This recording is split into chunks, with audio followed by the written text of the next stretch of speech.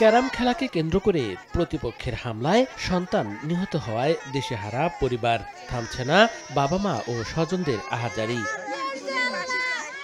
নিহতের স্বজনরা জানান, ভোলা সদর উপজেলার শ্যামপুর গ্রামের ঘোলপাড় এলাকায় ক্যারাম খেলছিলেন মফিজ, সাগর, কবির ও সবুজ।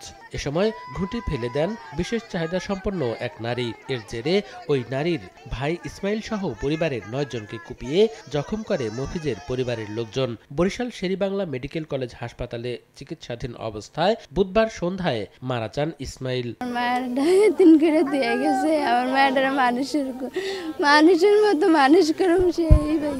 আমার ছোট ভাই নির্দোষ, আমার ছোট ভাইরে কুড়াল দিয়ে কোপ দিছে মাথায়।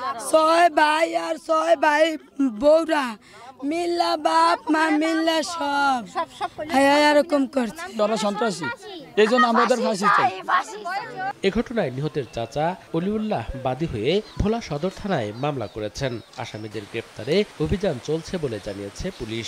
আসামিদের গ্রেপ্তার করার জন্য একাধিক টিম কাজ করছে। মামলার তদন্ত অব্যাহত আছে এবং তদন্তপূর্বক দোষী আসামিদেরকে শনাক্ত করে গ্রেপ্তার করে তাদেরকে বিজ্ঞ আদালতে বিচারের নিমিত্তে সোপর্দ করা হবে। নিহত ইসমাইলের স্ত্রী ও 6 মাস বয়সের এক কন্যা শিশু রয়েছে। সময় সংবাদ, ভোলা।